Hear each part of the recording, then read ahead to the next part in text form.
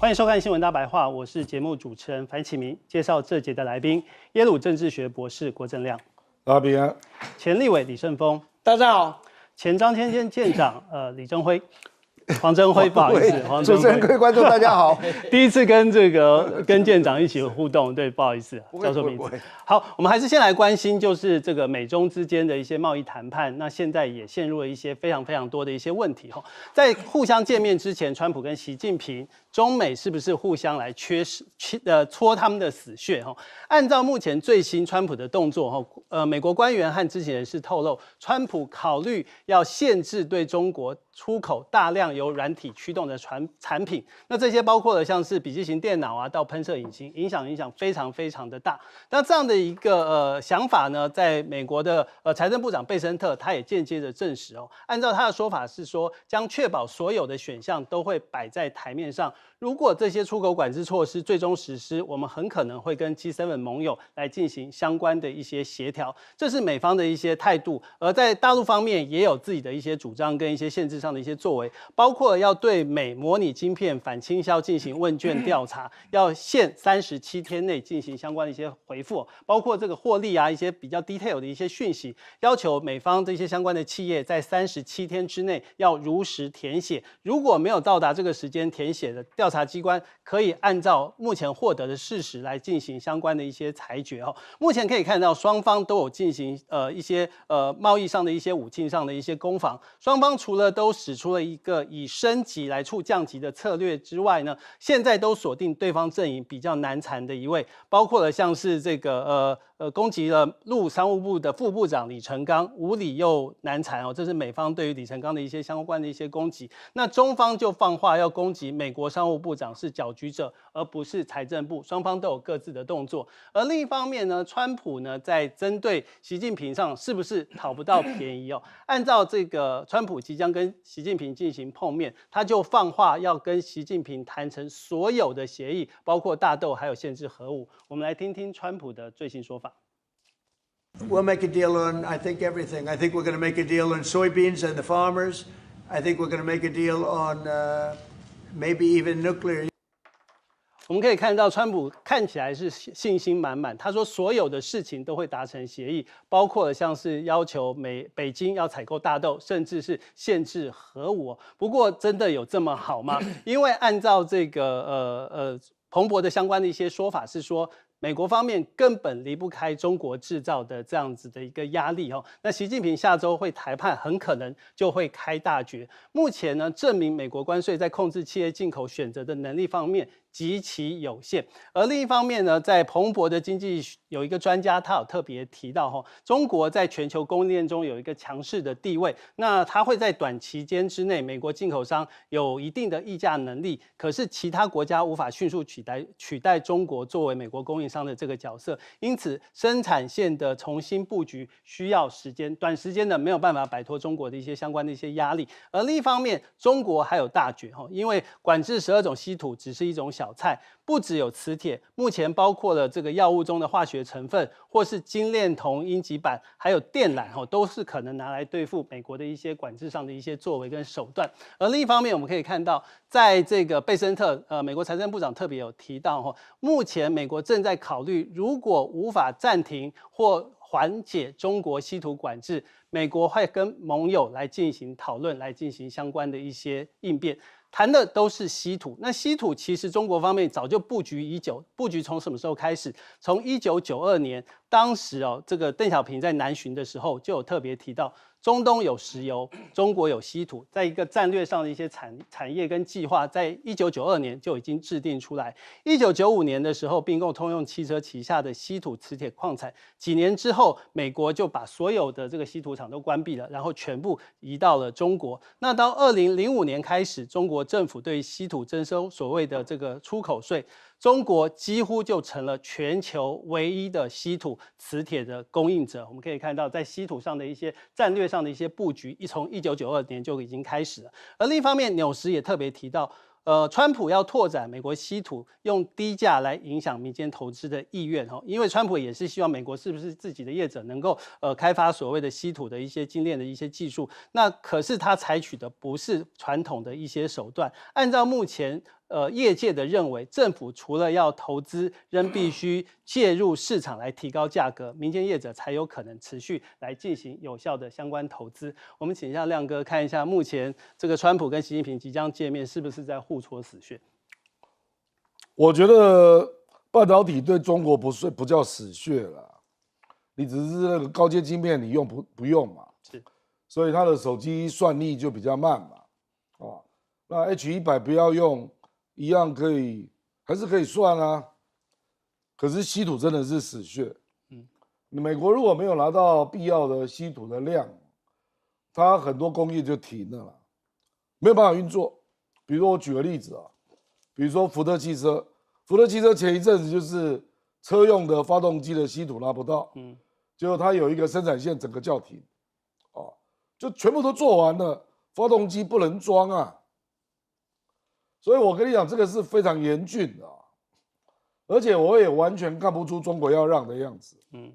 所以这个完全是川普跟贝森特每次都这样啦，在见面之前就在那边夸口即将有的成就啊。是，我跟你保证，他一定失望了，因为中国大陆如果这个时候要把稀土这种王牌打出来，而且还0.1%，只要含有中国的稀土原料，对，就要就全球长臂管辖。我认为它的对标就是半导体。你如果要我放稀土，你半导体也要给我放。我不认为川普有做好准备了啊，因为这个恐怕不是川普一个人能决定的。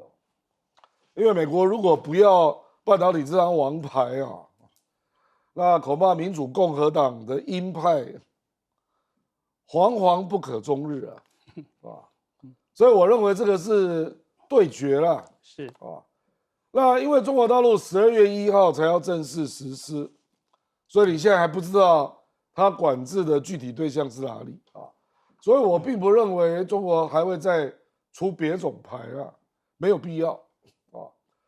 那我认为美国非常不认真，比如说他现在认为说用软体来反制中国就会害怕，我就觉得很奇怪你们难道不知道鸿蒙已经做了手机跟笔电的基本的软体了吗？你不知道你们的 Office 中国大陆已经有 WPS 了吗？你不知道你的制程软件 EDA 华为已经弄出一个新的生态系，你们都不知道，那你这样怎么做贸易战啊？科技战啊？我认为美国如果对中国打软体牌，根本一点用处都没有。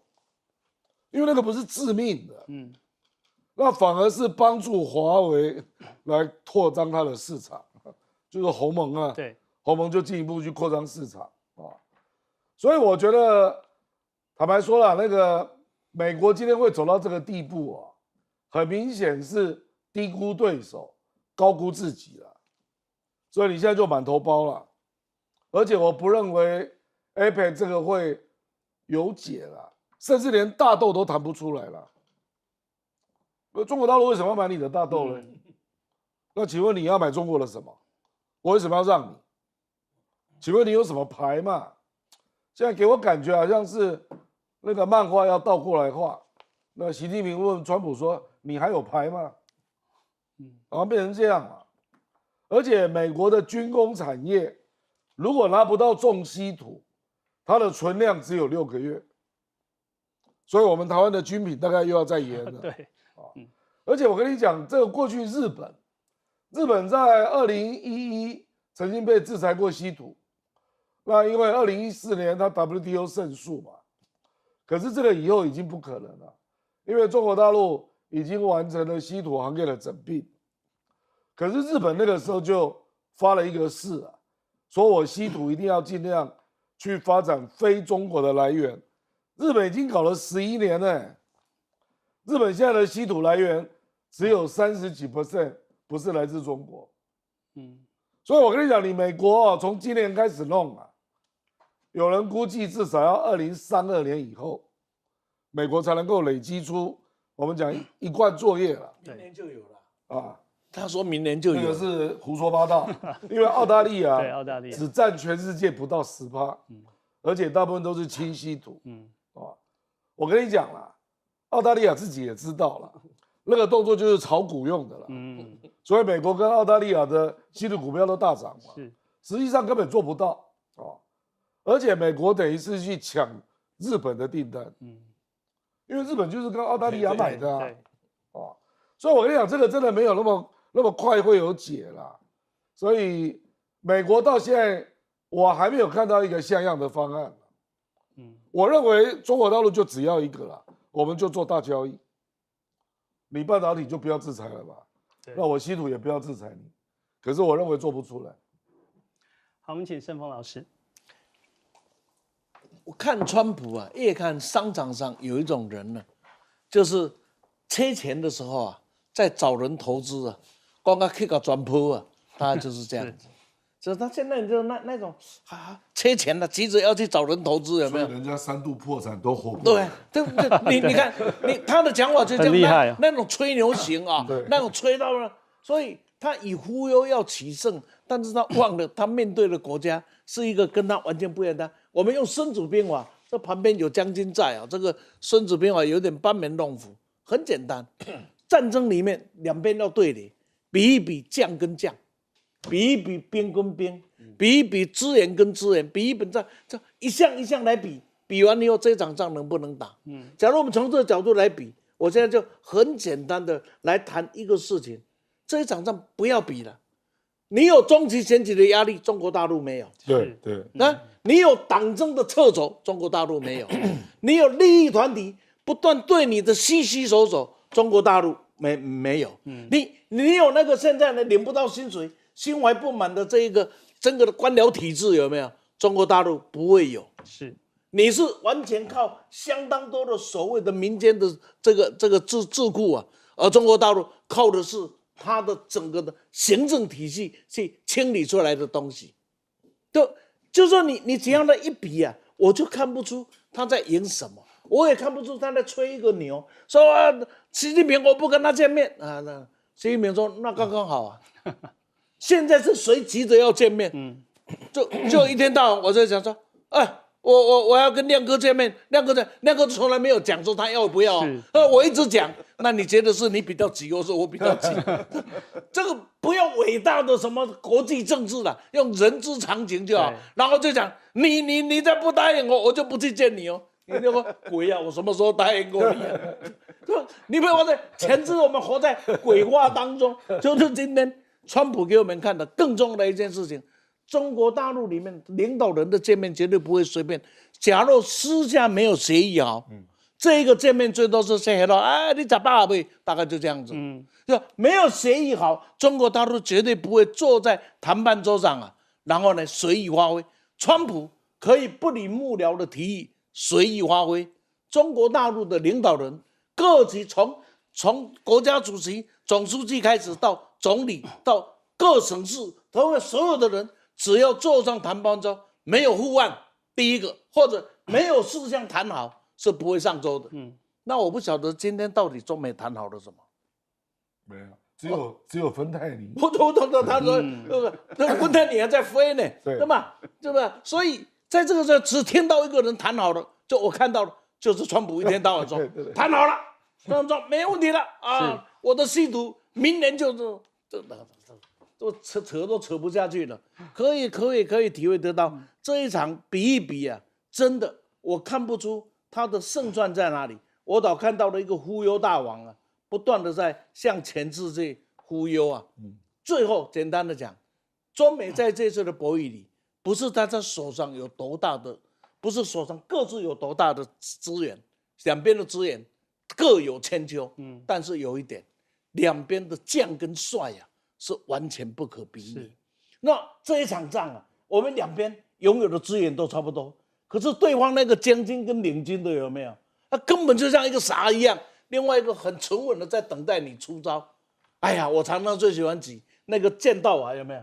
这两个在比剑，一个在撸了大半天，另外一个就站在那里不理他，等到最后的时候，嘣一棒打下去，不就这样子吗？现在。中美之间呢，这个之间的比喻这样，所以 APEC 会议各位可以去观察，两个人会碰面是什么样的方式碰面，最精彩的是碰面没结果，你还是会听到川普出来说有没有？刚刚我们碰面了，什么事都解决了，你看着办好了。好，我们请舰长。刚刚两个老师都把美国狠狠亏了一顿，我真的很想去称赞他，因为那个美国是一个我曾经年轻的时候非常向往的一个国家。我们都是。然后我今天早上看到一则新闻，你知道，一看到一个新闻说美国这一次的谈判，川普政府要出大招，要出狠招了。我一听，哎呦，有什么东西呢？刚放进去一看，是说居然要限制它的软体，它的什么软体？他把它列了一些东西。我看完那个东西，我告诉你，我只有一个感觉，这个东西粗糙、草率到了极点。川普政府经常做个很草率的一个决定，随性而为，就是这样的一讲。好比说，很久以前他说这个不在美国拍摄的这个电影就要抽这个税。你有没有想过什么叫做不在美国拍？他有前置后置，我中间来一段到你这拍，那个没有办法执行的，你知道？今天我同样告诉各位。软体没有办法落实，也没有办法执行。我就是软体工程师，为什么你知道吗？今天如果说我们进硬体，我这里有一个不要杯子，杯子让水抖出来了。我居然说一个笔，这是不是一个硬体？我今天说规定你这个笔不准输入到别的国家，那我今天制造了5万支，那我偷偷拿一个这个2万支输送过去，你知道吗？这是一个一个可以查的，可以追踪的。什么是软体？我今天手机里面有一个软体程式，那叫软体。我怎么样去传送过去？我透过网络就可以，你知不知道？各种网络，我哗一传，现在传输速度多快？就算说你这个程式很大很大，现在这么小的一个硬碟哦，可以放500 Giga。你们如果了解软体的话，你知道什么500 Giga 是什么概念？我可以很容易的传过去。然后记住哦，如果硬体少了一个，那一个对一个。今天你明明有5万个，怎么少了2万个？那一抓出来了。软体我传送一个过去，谁知道少了？有少吗？没有少哎。第二个，我传送出去可以不动声色，没有任何人知道的传到那里去之后，我的这个接收端这里哦，我只要拿到一个，我可以给10万个用。因为软体就是一个一个复制的去用的，所以你想到这里，你就会知道说。限制软体要如何落实？有钱能使鬼推磨啊！我今天只要收买一个这个软体公司一个人，他私底下拿一个小东西，或直接在网络上传，网络上传可能追得到。我拿一个很小的一个消息直接出来，我拿到就全部解决了，你知不知道？你如何去挡？那是挡不住的。而且刚刚李正峰老师说了一个东西，我觉得是非常之好的，你知道，双方对视的时候，你先去比他的将对将。这一次的2个谈判的，一个是李成钢，一个是贝森特。今天我才收到了一份好长的一个分析，李成钢的出身背景，过去几十年在干什么，贝森特在做什么。你发觉李成钢是超级的内行，几十年来在搞这些商务谈判。贝森特呢？贝森特前几天还开一个，可能在一个财经公司当一个什么顾问而已。你说这个将对将还有得打吗？美国对外有这个贸易战，其实对内现在也出现了非常多的一个状况，我们就先来关心哦。这是在唐人街爆发了警民冲突，这是 ICE 的这个执法过当 ，ICE 就是他们的这个移民的执法单位。那主要是因为美国 ICE 它要扫荡美国纽约唐人街的这个摊贩，那民众抗议爆发了严重的这个警民冲突。那 ICE 以打击假货销售为名义来突击了这个纽约的唐人街，我们可以看到现场画面是非常的混乱。而 ICE 它是高调逮捕行动，惹了现场非常多的民众不满，彼此爆发了所谓的警民冲突。有人向执法单位的这些人员来叫骂，来阻挡车辆来行驶，爆发了一波又一波的冲突。我们可以看到 ICE 出现非常的一个状况。另外这边就有提到，因为它的执法过当，真的出现了这个挂彩的情形哦。这是 TikTok 的创作者呢，他是被 ICE 的探员包围，而且堵住车后，然后两方发生了一些冲突之后，这个创作者他的手就被这个子弹打到，而这个负责执法的这些法警也因为子弹的反弹而伤到自己的手部，所以包括被逮捕的跟这执法单位都出现了一些受伤的一些情况，而这些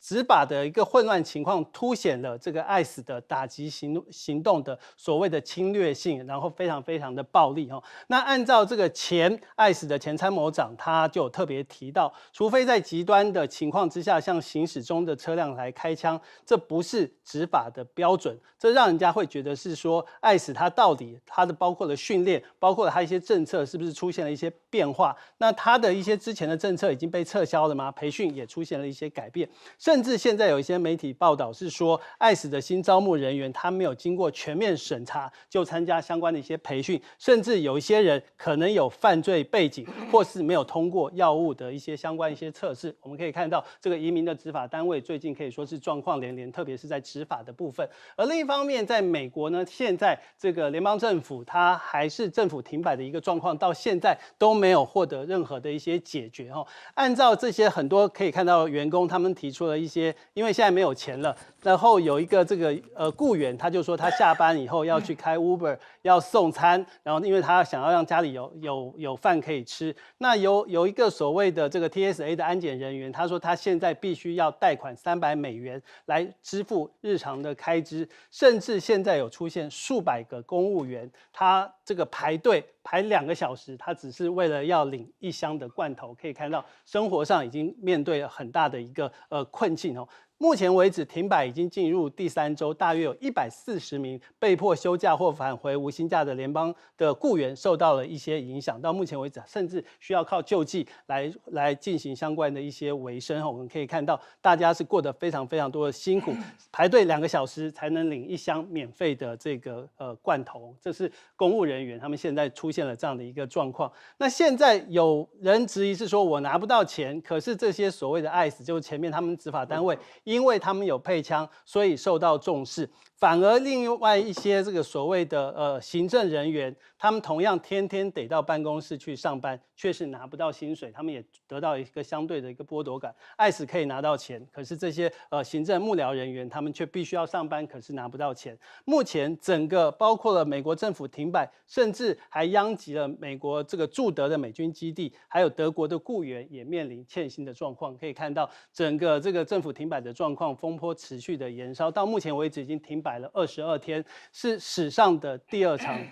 可是呢，川普到目前为止都没有要寻求解决，他拒绝跟民主党来进行相关的一些谈判，这也反映到他的民调哦，61%的民众现在是不满意川普的这个表现，近60%是不挺共和党来完全执政。那民主党渴望重新夺回国会，可以看到整个政府的停摆对川普的民调造成很大的一些影响。停摆了到目前23天，美国的经济也受到了非常非常大的一些冲击，包括了这个失业率、零售额的这些相关统计数据的中断，因为得不到政府上提供相关的一些数字，所以官员在评估美国现在是处于一个半盲的一个状况哦。那包括了一些像是一些政策上的一些拟定都缺乏依据，很可能会出现误判。而另一方面呢，到目前为止，美国国债因为整个国内局势不稳定，美国国债也破了38兆美元，这是再创新高哦，可以说是美国平均背债已经是超过了11.1万美元。我们请亮哥。这个短期内不会有解了，因为川普主要还是为了非法移民嘛。因为民主党要的是平民医疗法案，可是平民医疗法案只要通过，那现况的非法定居的移民可以享用。对，那川普不接受啊，就卡在这里啊。那民主党就觉得说人家已经来了，人家会生病啊，而且他们真的在帮美国做一些低端的没有人要做的工作嘛，比如说屠宰啊，或者果实的收割啦，等等等啊，就卡在这里啊，这真的就是一种意识形态啊。那而且川普发现，他现在用国民兵到各城市去取缔那些非法移民，得到的赞赏声音很大了。所以你也知道嘛，因为关税战、贸易战、科技战搞到现在，坦白讲也打不下去了啦。是，所以他不断的在各城市去抓非法移民，然后呢，好像可以提高治安的指标啊。这个是他目前为止唯一民调比较看好的一个项目，所以就不容易轻易让步啊，就真的卡在这里啊，哦，那美国老百姓是很不幸啊，因为我们从这里看得出来，美国竟然公务员也没有储蓄，对，这简直是离谱啊！这些人都是公务员，结果竟然我也看到那个军人排队了啊，然后也是要领粮食，领罐头，然后还有公务员还不到1个月，还要去开 Uber， 这个社会实在蛮可怕的，薪水不低，然后都没有完全没有存款他。们薪水不差的，对啊，我现在就在讲，讲说这些人并不是低薪的对中下阶层的，而且是固定收结入的。果他竟然没有储蓄啊，可能他们家就只有他有工作了，有可能是这样，那大家都靠你养啊，所以这个实在是那个社会困顿的状况，真的是难以想象啊，可是看起来真的是没有解了，那目前民主党也发现了，这样搞下去，民主党的选民可以得到凝聚了。那目前因为经济指标对川普越来越不利嘛，我讲的是经济啊，所以民主党越来越认为他们可以胜选。我讲的是明年啊，所以就更不愿意在这种基本的信条的政策上做任何让步了。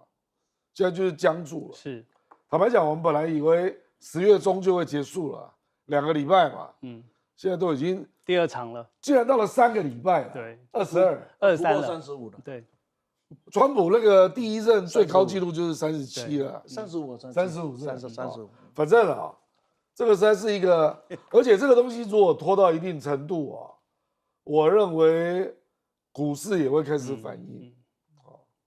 就川普难道就是《华尔街日报》说中了吗？除了股市暴跌之外，没有一个东西可以影响到他。那这样就蛮悲哀的啦。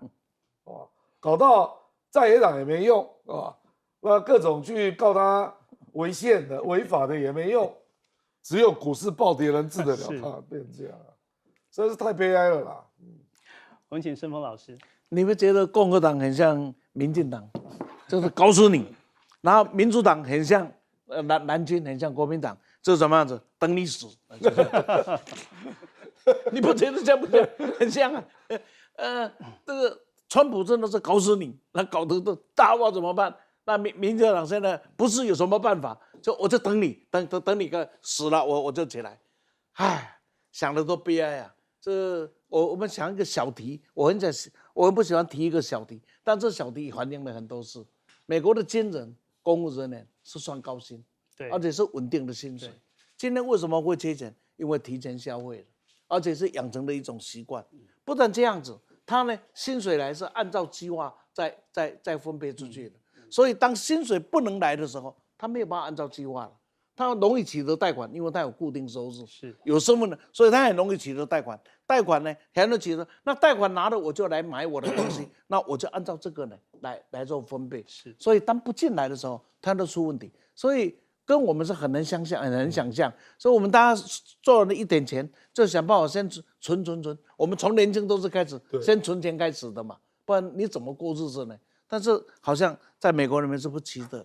然后呢，刚才来看呢。你知道所有的人领不到钱 ，IC 的人领得到钱，不是因为他带枪 ，IC 不是因为他带枪，是因为他在执行。对，因为他这假若不花薪水的，他不执行，那整个川普开出来的那个政见呐，说崩就崩啊，那是一夕之间的事情，所以就搞得整个的团是很不舒服的。说一样大家都当公务员，你可以拿钱，我不能。然后我后勤替你服务的，我也不能拿薪水，那你可以。这个真的，这个天平地平，人心不平啊，人心不平，天下真的就难太平了，就是这样子啊。所以从这样子来看，还可以看到第二个问题会产生，因为 IC 这一次的执法里面，就好像东厂跟锦衣卫，他今天几乎是没有什么法律限制啊，是看到那个整个出去。这个不像在抓人啊，这好像是看到人就逮的样，所以我认为黑命贵这种事情什么时候会发生不知道，已经越来越多，会越来越多。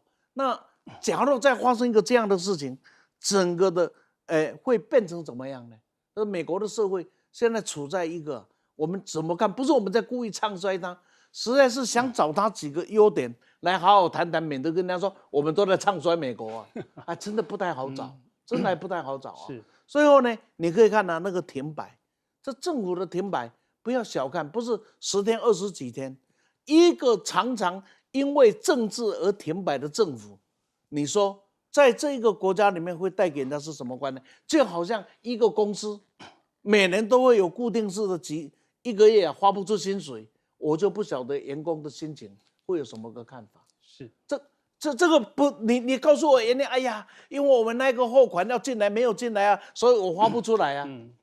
员工是听不下的，员工只有说，那你这钱先发给我嘛，那个进来再说嘛。一样的道理，我今天就做一个尽职的公务人员，为什么领不到薪水呢？领不到薪水算，我还要去排队去领救济品，那个对一个人尊严的冲突啊，会有多大？那军人更离谱对啊，那军人的一个国家搞到的明朝会亡不就这样子吗？明朝会亡，真的军人领不到金饷吗？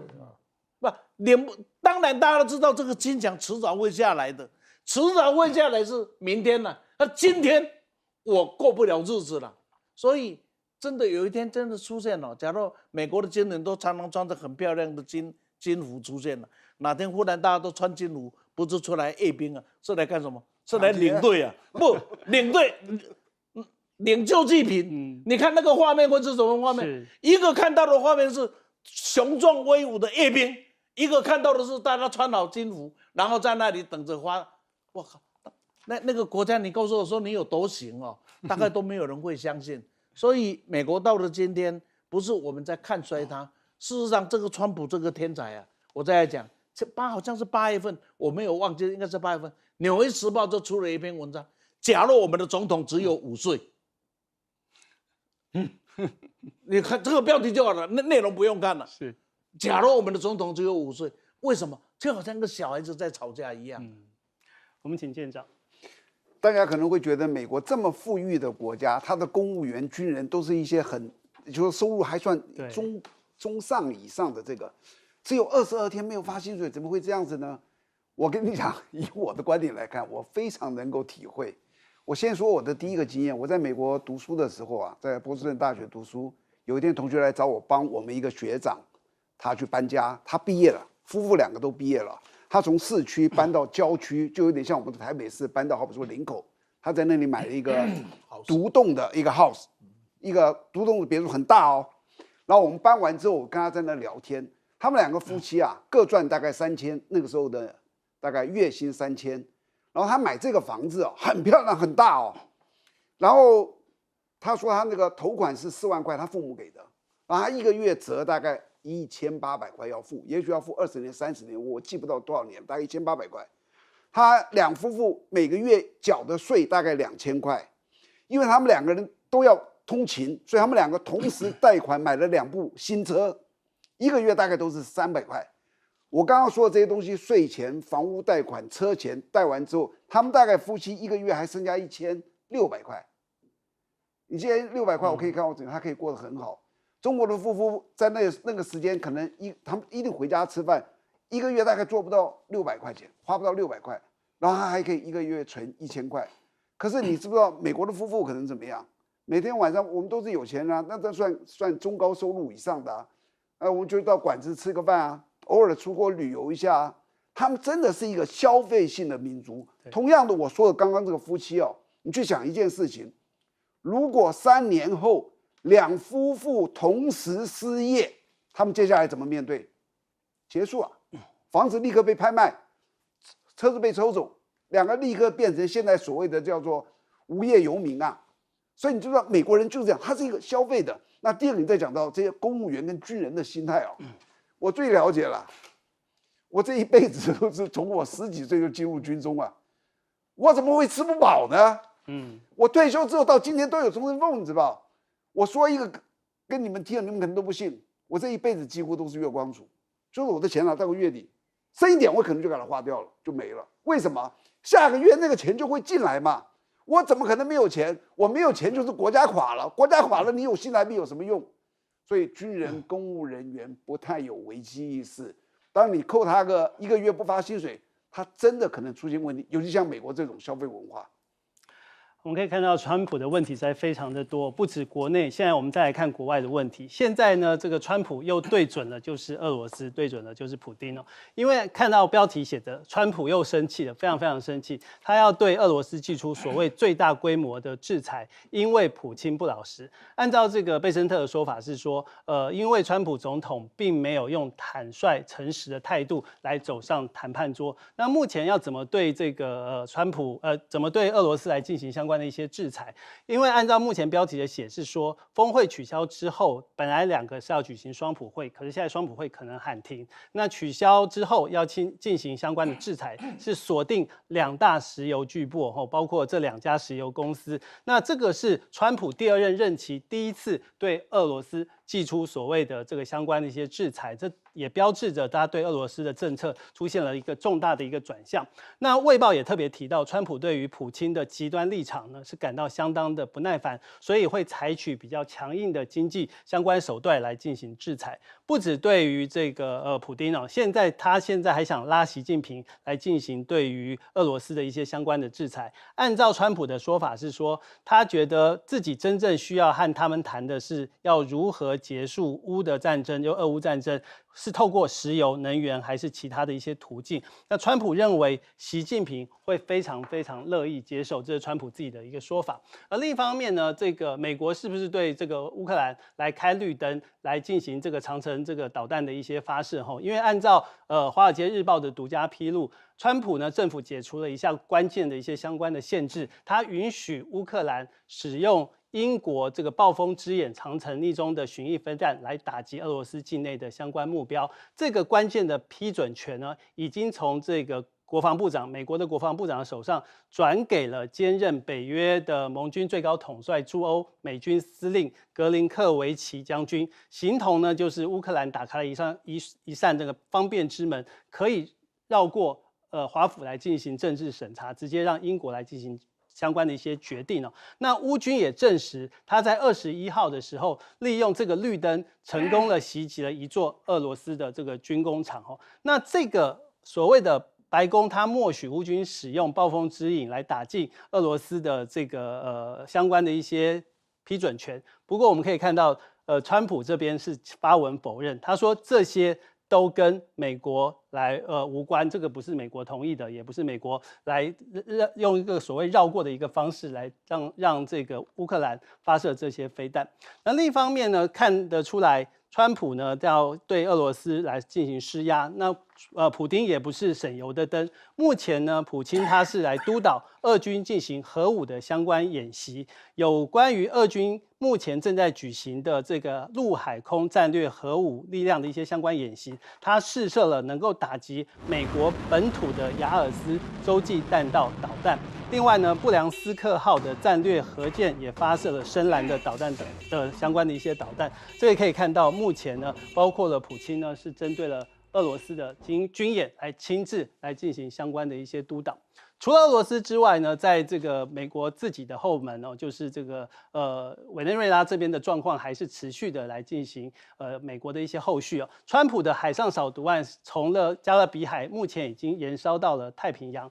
那美军呢是用反恐正义为名义，现在是这个对于南美洲外海袭击了2名疑似的这个相关的一些毒贩，整个扫毒的战争是扩大。整个规模越来越扩大，目前总共发动了8次的攻击行动，已经造成了34个人的死亡。那按照这样子，连从加勒比海跨到太平洋的运毒船，川普说是为了要拯救美国人的这个性命哦。按照这样的一个说法，是不是要合理美军的一些相关的一些打击的行动？而另一方面呢，马杜罗他放话有5000枚的遏制飞弹要制衡美军的力量，因为到目前为止，委内瑞拉的总统他表示拥有不少的至少5000枚的遏制短程飞弹哦，这个飞弹呢对美国造成很大的一些威胁，包括了美国的战区网站就有报道，委内瑞拉里面有包括苏俄的一些相关的一些战机，还有超音速的反舰导弹呢，对于委内瑞拉周边海域的美国军舰形成了一个真正的一些相关的威胁。我们来请一下亮哥。这个川普都这边自吹自擂啊，又说哎呀，我们一定会得到一个很好的结果啊，说中国大陆就会停买俄罗斯的石油。我不知道他这个信心是哪里来的啊。上前一阵子，那个印度暂停买俄罗斯的石油，中国是加买。我不知道他的结论是怎么推论的啊。那中国大陆买俄罗斯的石油，川普很生气，说我要开征100%的关税，没有看到啊150，就是没有看到嘛，就他个人在那边叫，然后都没有看到没有看到楼梯响啊，都没有啊。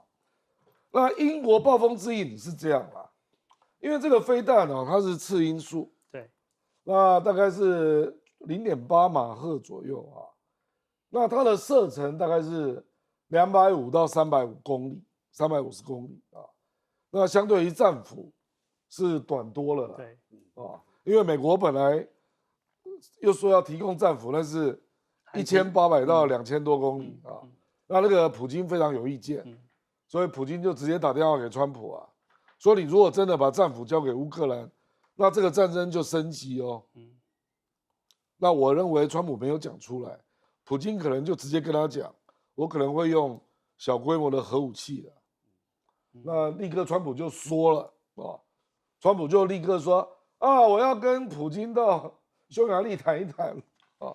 然后泽连斯基不是去白宫吗？还被川普教训啊，说你那个顿巴斯你就不要了啦，就地停火。那《金融时报》写的很难听啊，说他还把那个战况的地图丢在地上。然后事后我们又看到泽连斯基好可怜啊，白宫的草坪也不能用，然后在旁边弄个小桌子摆麦克风，那边开记者会，好难看，饱受羞辱。不过泽连斯基也是故意的啦，你这样对我啊，然后现在又来了，暴风之影跟我没关系啊，没有错，那个是英法合制的，那主要是英国是啊，英国本来就比较积极啦，其实俄乌战争最积极介入就是英国，所以反正就英国在用嘛啊，我觉得俄罗斯啊对安理会的常任理事国他比较谨慎，所以如果是英国啊、法国给乌克兰武器，俄罗斯就假装没看到。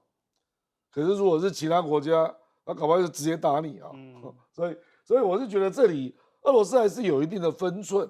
那因为只是暴风之影嘛，暴风之影就是打250到350公里啊。那只要不是战斧飞弹啊，只要不是德国的金牛飞弹，金牛飞弹可以打500公里。是，德国后来不敢给，因为俄罗斯跟德国警告，我真的打你哦，你不要开玩笑啊！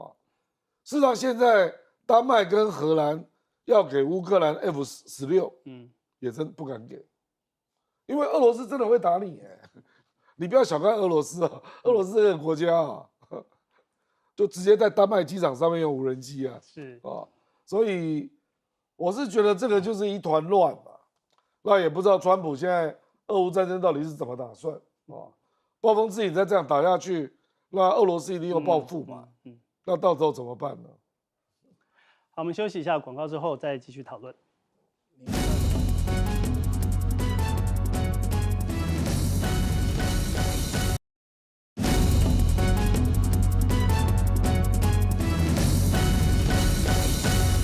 欢迎回到节目的现场，我们请盛峰老师。川普一直讲他在短短的时间内解决了世界7场8场的战争啊，实际上是吹牛。那我们看的比较明显的就是2个地方，一个呢就是在加沙，可是加沙那是一个火药库啊，什么时候会再复燃，没有人知道。我想没有人认为他真的把它解决，只是把一个正在爆炸的东西把它给稳下来了而已。事实上，真正的核心问题是没有解决的，但是他已经急忙的已经在发表了加沙，因为他又怎么样了？另外一个呢，就是他选举的时候，全世界都听过的，只要我当选总统，24小时内能够把俄乌战争给停下来，这样的一个垮而谈的事，到了今天已经是6个多月过去了，7个月已经即将要来临了。各位看不到这一场战争怎么结束，可能是250天。对，这大家不知道该怎么250嘛，对吧？这他不知道怎么结束。那现在一个问题，他没有办法逼迫俄罗斯，因为大家都是核子大国。对，别人讲你要逼俄罗斯有那么容易吗？你说制裁，俄罗斯说该制裁也制裁差不多了，他已经从制裁中寻找出一条生存之道了，活得不快乐，但是最起码是可以活得下去的。那你知道怎么办？只好去施压那一个被他拱火上战场的乌克兰。所以每次谈到乌克兰，台湾人都要想一想，千万不要去上这些列强的当。你可以看。把他给搞上来了，搞上之后他搞不定俄罗斯，那之后搞谁？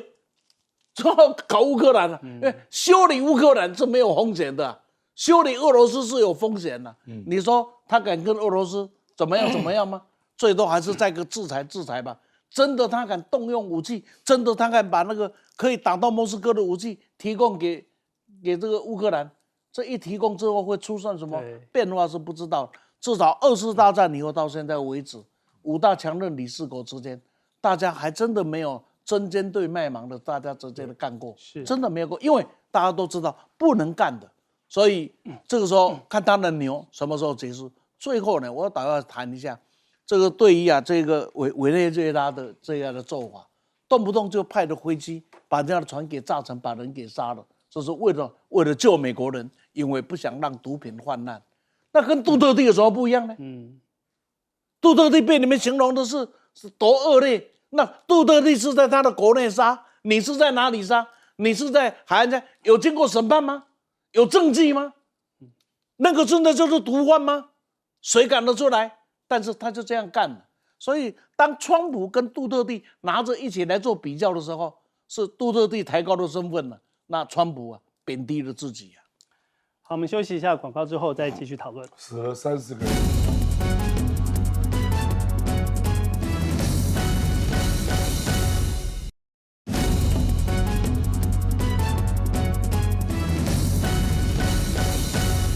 欢迎回到节目的现场，我们请舰长。这个川普，大家从他上任开始看到今天，应该非常习惯于他每天随性而来的说的一些话。这些话说到第2天也没有应验，或是根本证明他是错的，他是一点都不在乎的，因为他要怎么讲就怎么讲，这是川普的一个个性。那至于这一次，你看他又开始骂那个普丁了，讲普丁这个那个不对。我觉得他讲了这么多的理由之后贝森特就是昨天他讲的一句话，我觉得这才是他们讨厌普丁的关键。贝森特说什么你知道？他说普丁总统未如我们所愿，以诚实坦率的态度走上谈判桌。第2句话，什么叫诚实坦率？那个是各种的定义不一样的，但是那个前提的条件是今天这个真正的关键，就是普丁未如我们所愿。我们是谁？就是美国。这个世界现在只要不听美国的话，他就以各种的东西来抹黑你，说你这个不对那个不对。那到目前为止，全世界有谁不听美国的话？排名第1的是中国，排名第2是俄罗斯，排名第3的是印度，排名第4的是巴西。你知道这4个国家是金砖发起国就是因为他们有一点底气，他们才敢不听话，否则所有的国家几乎都是只能听话。欧盟